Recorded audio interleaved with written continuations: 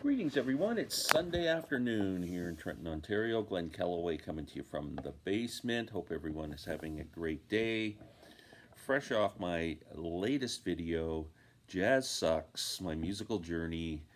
Um, I'm going to do another one. I'm going to call it Bluegrass Sucks because most people think jazz sucks and bluegrass sucks, but it really doesn't. So I figured that attracts all the haters, and maybe they'll learn something, or maybe they'll just watch me because I'm cute. So let's get started. I'm just going to go through my bluegrass and related. So it's kind of a, you're not going to say, well, that's not really a bluegrass, but music that's related to bluegrass as well, or performers.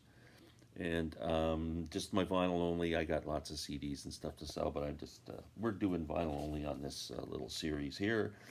Alphabetical order. I'm going to start with one of the great acoustic guitar players around. He's an artist in his own right. He also played on John Hartford albums and other albums and collaborated with tons of people. The great Norman Blake. It's a self-titled album. You always find a lot of these records on this label, Rounder Records. Some of these records are hard to find. This is number 0063, Whiskey Before Breakfast, the great Norman Blake. Number 2, these are all kind of like in my last video I mentioned how I got into jazz from listening to all these kind of new Turks, the young Turks of bluegrass in the 70s. Tony Rice is one of them.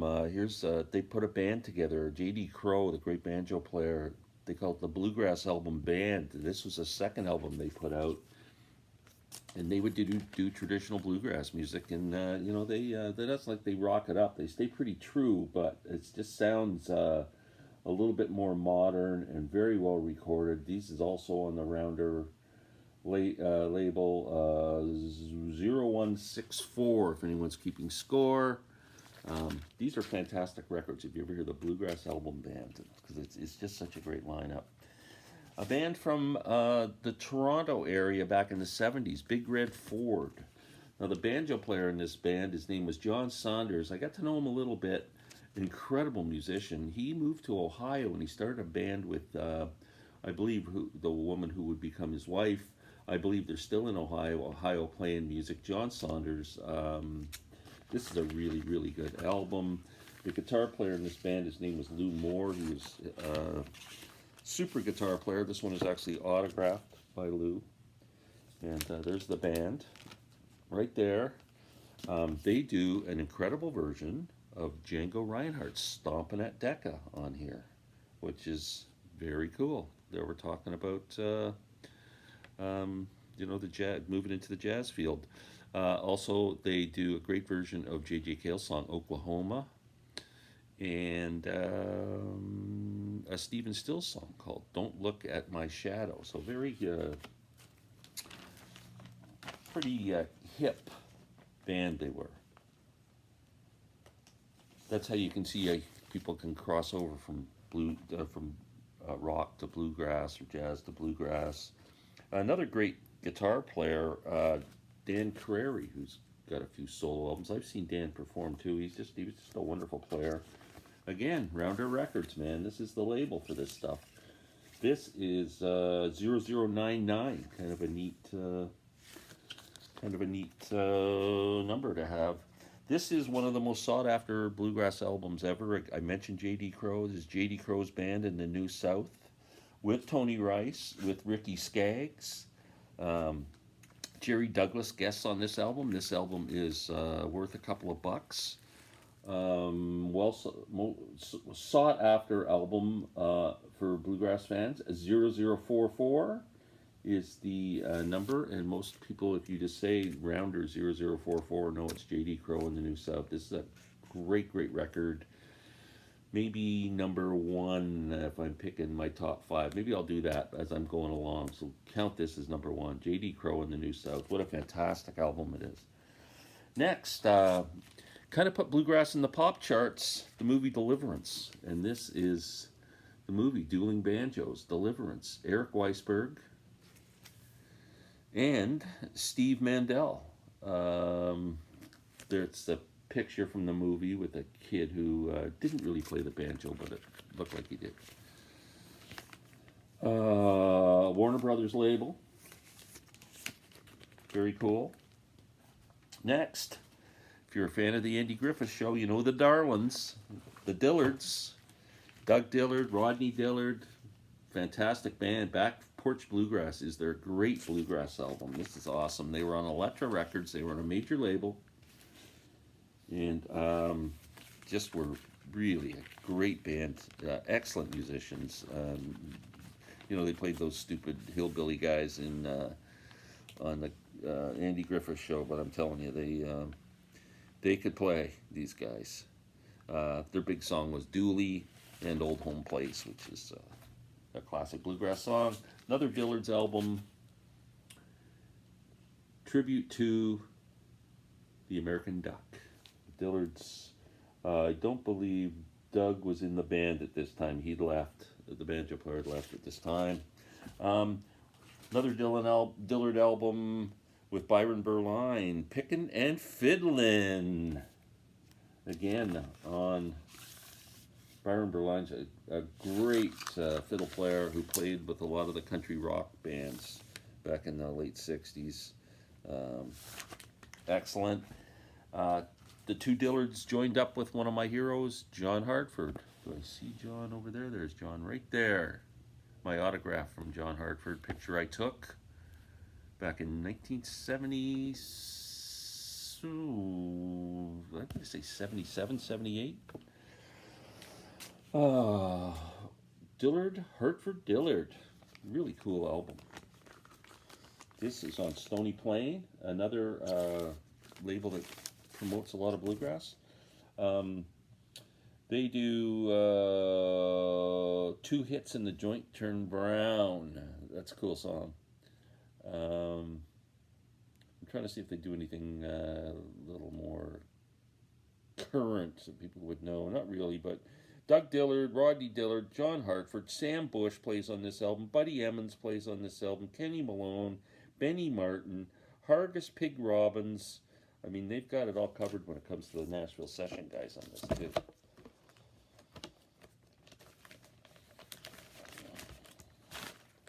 Next, Canadian band, Dixie Flyers in the 70s. Probably Canada's greatest bluegrass band, the Dixie Flyers. They were amazing.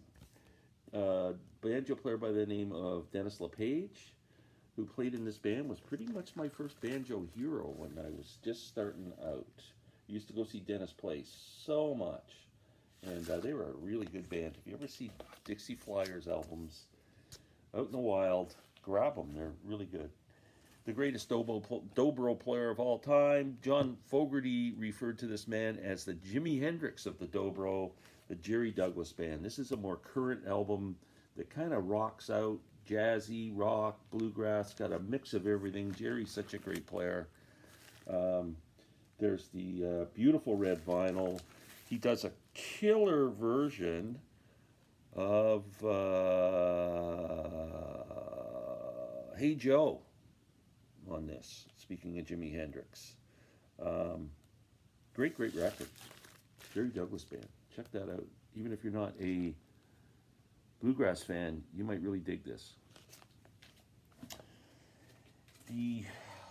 Might be the greatest bluegrass band of all time. My apologies to Bill Monroe, but Flat and Scruggs. Come on. Here's some cool Flat and Scruggs albums. Flat and Scruggs and the Foggy Mountain Boys on the Harmony label. Why I don't have that out of the thing, I don't know. Let's check this out. Look at that. Love that label. It's so cool. So cool. It's a stereo album. I was thinking it might be mono. More Flat and Scruggs to come. Bear with me. They do some of Earl's big instrumentals on this, if anybody's familiar with them. Randy Lynn Rag, Shuckin' the Corn, Foggy Mountain Special. Earl's Breakdown is on here. They also Don't Let Your Deal Go Down, which I know is kind of a well-known song.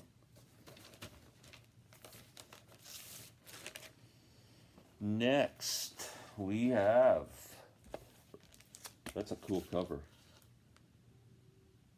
The Foggy Mountain Breakdown, Earl Flat and Scruggs. It's the band there with the long ties, and very cool. This is again on Hilltop Records, arranged by arrangement with Mercury Records. Wow, they do the theme from Bonnie and Clyde on here, which is then Rolling in My Sweet Baby's Arms, Pike County Breakdown, Doing My Time. Yeah, very cool. Next, The World of Flat and Scruggs, a comp. This is a great comp, double album. I believe this is on the Columbia label. Yes, it is. Columbia Records. Can't go wrong with this one if you're just looking for a comp for Flat and Scruggs. It's probably the best one, I would think. It gives you a really good overview of their career.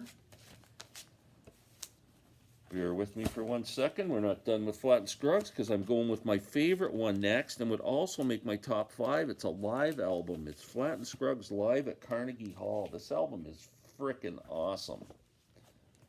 What a great record. It's a 2-eye Columbia. Look at that. Beautiful, beautiful record. Flat and Scruggs live at Carnegie Hall. Definitely great. And check out this one on Columbia Harmony. Look at that cover. Isn't that cool?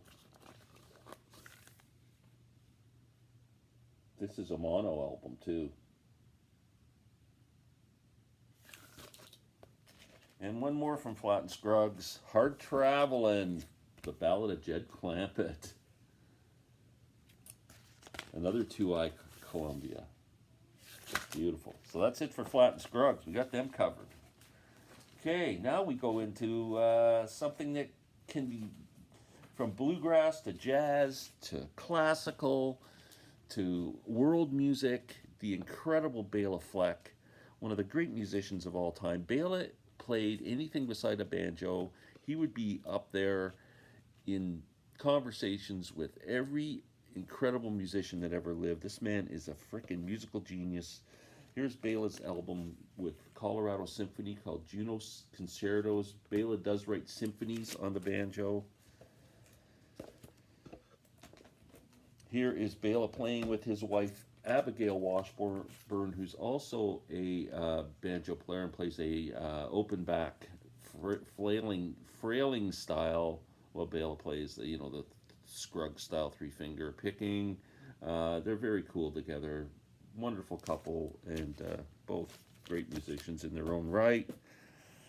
This is Bela world music playing in Africa with Tumani Diabate. Excuse me if I pronounce that wrong.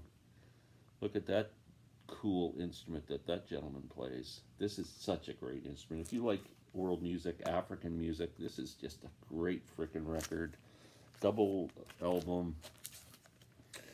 More Bela. His latest album, he got back into playing bluegrass from branching out and playing all this weird stuff, and a couple years ago came out with this album, which he's still touring behind, My Bluegrass Heart. This is a fantastic record. I'm also putting this in my top 5 because it's just a work of genius with all kinds of guest stars. Fantastic record.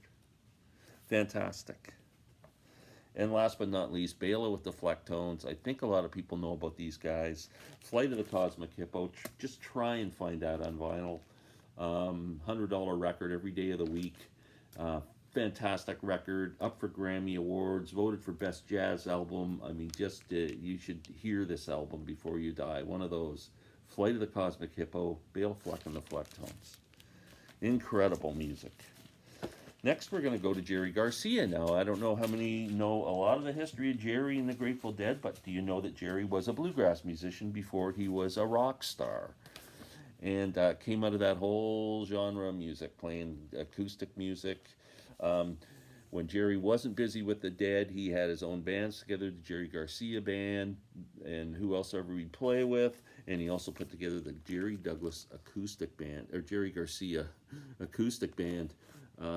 fantastic record. I love this. This particular one came out on Record Store Day on Round Records. Now, all records are round, so it's pretty cool. But that's a great album if you like Mr. Garcia. Oh, my musical hero, I showed you my picture of him. I just love this man dearly. I got to meet him, and I got to, before he passed, and I got to see him perform, I think, on 3 different occasions. The great John Hartford. This album is, Sam St. John, my buddy, did the albums that, kind of were a big part of his life. This would be, if I was doing that theme, this would be up there. I mean, just a great record. I think it's a roots album that really helped people cross over into acoustic music. It's just a fantastic record, produced by the great David Bromberg. Here's another John Hartford album called Mark Twain. John was a certified riverboat captain, as well as an incredible musician and songwriter, and this album's kind of all about that kind of life. And of course, another great album from John Hartford, Morning Bugle. Both Morning Bugle and aeroplane, steam-powered aeroplane are well worth having in your collections. Who else have I got here that I'm going to go? One of the more current artists who's just absolutely fantastic, Sarah Jarosz. This is called Build Me Up from Bones. Beautiful, beautiful record. Check this one out. She is just an incredible musician, great singer, more current, modern type artist, deserving of your attention. Doyle Lawson and Quicksilver, a classic bluegrass band. This one is autographed by the boys, by the way. I mentioned Dennis LePage earlier from Dixie Flyers. Dennis also put a band together. He had some solo albums of his own, which I don't have on vinyl. I don't even have them on CD to tell you. I used to own them. Here's the albums that he did with his band called Station Road. These guys were fantastic. They put out 2 or 3 albums. If you ever see these in the wild, don't hesitate to pick them up either. Great. Now, the father of bluegrass, not many guys around here you say invented music, but this guy really invented a style of music. Bill Monroe. Bill Monroe and his Bluegrass Boys. Bluegrass instrumentals. This is a comp of different instrumentals from Bill's records. This was on the Decca label. Great, great record. Another great banjo player who put out his own solo albums. Al Mundy, Banjo Sandwich. This is one of the first albums I really got into when I was getting into learning how to play a banjo. This is a great, great record on Ridge Runner Records. Al Mundy, who eventually became a professor at a university in Texas, teaching a bluegrass course at university, I understand. I'm skipping some of these. Bela's other band was Sam Bush, John Cowan, Newgrass Revival. These guys really took bluegrass music and rocked it up. I mean, there's a version of, help me here, Beatles tunes on here, I think. I'm Down's on this one, I think. Yes, I'm Down is on here. They do a killer version of the Beatles' I'm Down. They do a great version of Angel Eyes, which was a big hit for Jeff Healey, the great Canadian guitarist, and co-written by John Hyatt. The Seldom Seen from Washington, D.C., another great band who really modernized bluegrass music. Act 1, Seldom Seen on Rebel Records. Check that label out. Isn't that cool? Love that. They do Sweet Baby James on this.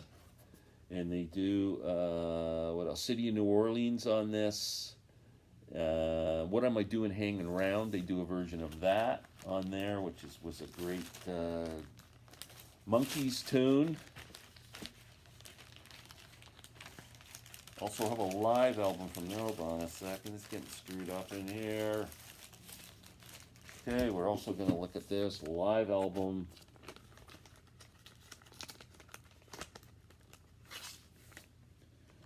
Doing My Times on here.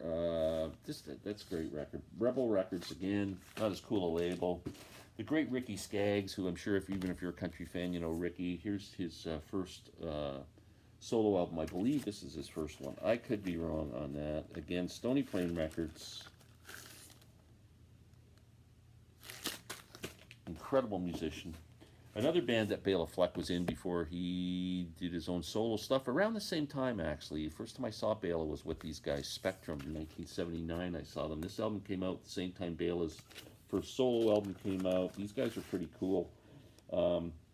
They did some stuff too. They did Red Rubber Ball, you know, the Paul Simon song. Who was the band? The morning sun is shining like a red rubber ball. They do a great bluegrass version of that song. And Bye Bye Love, the great hit from the Everly Brothers. Del McQuarrie Band, the Sons, have their own band called the Traveling McQuarries. I just got this album. It's a fantastic record, man. They do some killer stuff on here. They do Loser, the Grateful Dead song on here. And what else is on here? Yeah, that's the one that you want to hear, is Loser. Jerry Garcia, Robert Hunter song, fantastic. Great record. And what else did I got? That's it. What happened to the rest here? I thought, oh no, here they go. Tony Trischka, another great banjo player. This is a great album called Banjo Land, which has Tony and Bela and another great banjo player, Bill Keith, on it. Molly Tuttle, I was talking about Sarah Gerard's. Molly Tuttle's another young, great musician. Her band is called Golden Highway, or great band.